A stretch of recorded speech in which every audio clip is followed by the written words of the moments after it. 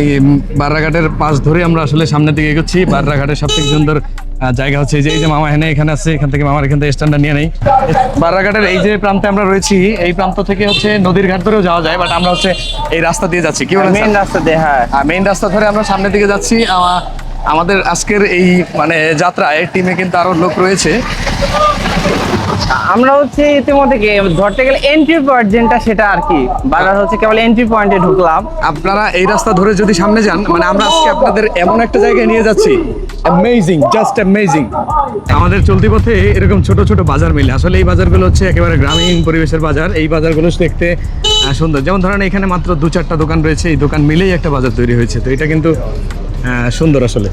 আমার মনে হয় কি যে ছোট ছোট বাজারগুলো রয়েছে মানে দোকান, এগুলো যেহেতু আশেপাশে লোকালয় তেমন একটা নেই, কিন্তু হচ্ছে মানে আমাদের মতো যারা ট্রাভেলাররা আছে তারা কিন্তু অনেকে পানি খান, তারপরে হচ্ছে কোক খান, বা হচ্ছে অনেকে আবার ধূমপায় যারা আছেন ধূমপান করে, তার জন্য কিন্তু ছোট ছোট দোকানগুলো তাদের জন্য খুব উপকার দেয় এরকম ফাঁকা রাস্তার মধ্যে। নদীর পার ধরে আগালে হচ্ছে এই যে সব থেকে বড় ভোগান্তি যেটা, সেটা হচ্ছে যে 2-3টা বাইক একসাথে যেতে পারে না। আমরা যেখান থেকে আসছি এটা কিন্তু একদম একটা মানে কঠিন পথ, দুর্গম পথ যেটাকে বলে সেরকম একটা পথ, দুর্গম পথ মারি দিয়ে যাচ্ছি আমরা সামনের দিকে। তো আমরা এই পিছনে একেবারে একটু চলে আসি, সেটা হচ্ছে এই যেভাবে করে, তারপরে হচ্ছে এই যে আমরা জানি না কি অবস্থা। ব্রেক। আমরা হচ্ছে এইখান থেকে যদি যাই তাহলে সেটা আমাদের জন্য একটু কষ্টদায়ক হয়ে, হ্যাঁ এখান থেকে যাই দেবো। আমরা এদিক দিয়ে গেলে স্যার অনেকটা রাস্তা আপনার মানে উঁচা নিচা, আমরা রাস্তা দিয়ে যাই। তাহলে আমাদের কি মেইন রাস্তা দিয়ে যেতে হবে? তো তাহলে ঘোরায় মেইন রাস্তা দিয়ে যেতে হবে, কারণ মেইন রাস্তা দিয়ে না গেলে আমাদের যেই প্রবলেমটা ফেস করতে হবে সেটা হচ্ছে উঁচা নিচা অনেক রাস্তা। তো আমার একেবারে মোটামুটি কাফি বলা চলে। কে হাই দিবা লাগছে মামায়? একদম মানে আসলাম একদম লাইফে রিস্ক নেই, যে সুন্দর রাস্তা। হ্যাঁ, গ্রামাঞ্চলের সৌন্দর্য হচ্ছে যেটা, এই যে দেখতে পাচ্ছেন এখানে একটি খামার প্রকল্প রয়েছে। তারা 2-3টা গরু পালন করে এবং এগুলোই আসলে তাদের সংসারের একটা অংশ। এটাই আসলে সুন্দর। হ্যাঁ, এ থেকে কিছু অংশ তারা বাজার বিক্রি করে, কিছু অংশ নিজেদেরও একটা ক্যালসিয়াম আমিষের চাহিদা পূরণ করে। তারপর হচ্ছে মিল্কি জান আইডিয়াল ফুড নামে একটা যে বাক্য আছে, সেটাও কিন্তু আসলে ঘাটতিটা পূরণ হয়। আমাদের কিন্তু মিল্ক আসলে খাওয়া উচিত, কারণ আমাদের বাঙালিদের খাবারের চাহিদায় ক্যালসিয়াম কিন্তু নাই এই দুধ ছাড়া।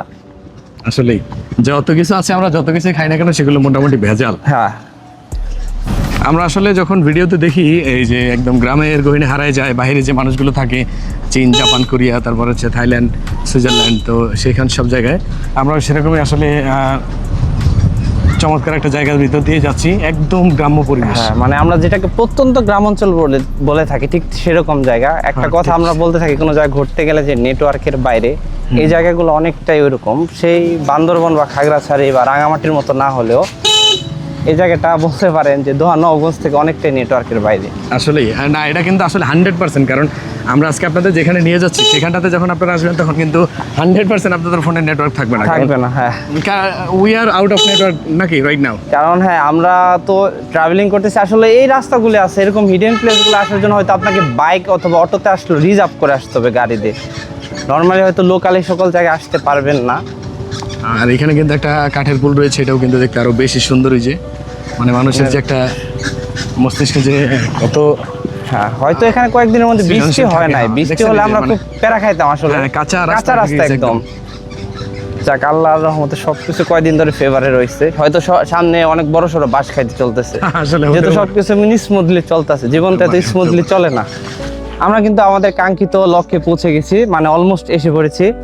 সামনে হচ্ছে একটা মানে যখন একটা নদীর পাড় বা সমুদ্রের পাড় থাকে, যেমন কক্সবাজারে গেলে যে ফিলটা একটা মানে খালি খালি ভাব আসে বাতাসের, আর একটা ঠান্ডা বাতাসের ভাব আসে, তো সেরকম একটা জিনিস আমরা এখন ফিল করতেছি।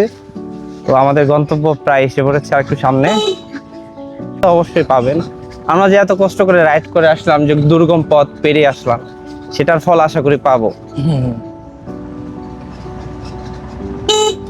জায়গাটা কিন্তু অ্যামেজিং, এক পাশে নদী, আরেক পাশে এই জায়গাটা রে ওমর ভাই এসেছি আমাদের সেই কাঙ্ক্ষিত সুইজারল্যান্ড খ্যাত জায়গা, জাস্ট অ্যামেজিং। এক পাশে নদী, এক পাশে এরকম ইটের রাস্তা, আরেক পাশে হচ্ছে খোলা চক, গাছপালা, মানে জায়গাটা আসলে খুবই সুন্দর। জায়গাটা এইসব মানে ফোনের ক্যামেরা আসলে ভাই তত একটা বোঝা যায় না, যেটা সত্যিকার আপনাদের বলবো। এক্সপ্লোর করে ঠান্ডা বড় এদিকে রাস্তা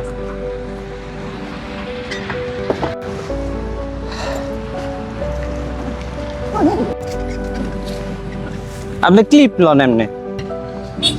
আমি আসলে জানি যে এটা কতটা সুন্দর দেখাচ্ছে, আমি এক্সপ্লোর করব কি আসলে মানুষ যারা রয়েছে তারা হয়তো দেখতে পাচ্ছে। আপনি হাতে চালান যেন মোবাইলটা কোথাও বাইজা না যায়।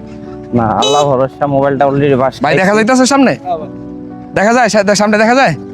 ওকে, তাহলে মানে দেখা যাইতেছে, জানেন না ভিউটা কেমন আসছে। এই জায়গাটার সৌন্দর্য কিন্তু আসলে দারুণ, এর জন্য আমরা বারবার ছুটে আসি। মানে একবার গেছি রাস্তাতে আবারও আসা হইতেছে, মানে আসলে মানে যদি আপনাদের পাখির চোখে দেখাই এই জায়গাটা তাহলে কেমন লাগতেছে স্যার? মারাত্মক। মানে একটু আগে আমরা একটা ট্রায়াল নিছি ভাই, এত সুন্দর লাগছে।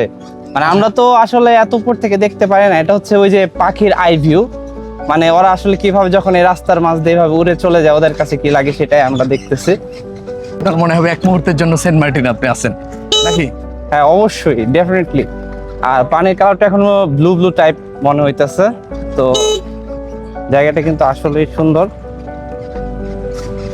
এইখানটাতে এসে আসলে ভ্রমণ প্রেমীরা আসলে ভিড় জমায়। আমরাও কিন্তু সেখানে এসেছি। এখানে একটা থামতে হবে জায়গাটাতে, কারণ এখান থেকে না থামলে কিন্তু মোটেই হচ্ছে না। আর এখানে একটা জাহাজও ভিড়ানো রয়েছে। এই ভিড়ানো জাহাজটার সৌন্দর্যও কিন্তু আপনি আসলে ভাষায় প্রকাশ করতে পারবো না আমরা। এটা কিন্তু আসলে একটু মেরামতের কাজ চলতেছে এখন রাইট নাও। মেরামত হলে আসলে আরো ভালো হবে। এই ভিউ আপনি মুহূর্তের মধ্যে আসলে পাগল হয়ে যাবেন। হ্যাঁ মানে ডেফিনেটলি আসা উচিত ভাই। আপনার যদি সম্ভব হয় এরকম প্লেসগুলোতে অবশ্যই কি ঘুরে আসা উচিত। মানে আপনার মনটা যে মোডের উপরে থাকুক, সুইচ অফ থাকুক, এইসব জায়গায় আসলে কিন্তু আপনার মনের মোডের সুইচটা কি অন হয়ে যাবে। মানে আপনার এরকম একটা ফ্রেশ আবহাওয়া, এরকম একটা পানির হচ্ছে আওয়াজটা আসতেছে কিনা জানি না, বাট পানির হচ্ছে যে একটা স্রোত, সেটা কিন্তু আওয়াজ কানে আসতেছে, বাতাস আসতেছে, আর যে সুন্দর মনোমুগ্ধকর জায়গা, মানে সব মিলে একদম চমৎকার উপভোগ করার মতো। অবশ্যই মন খারাপ থাকলে এরকম একটা জায়গায় আসবেন।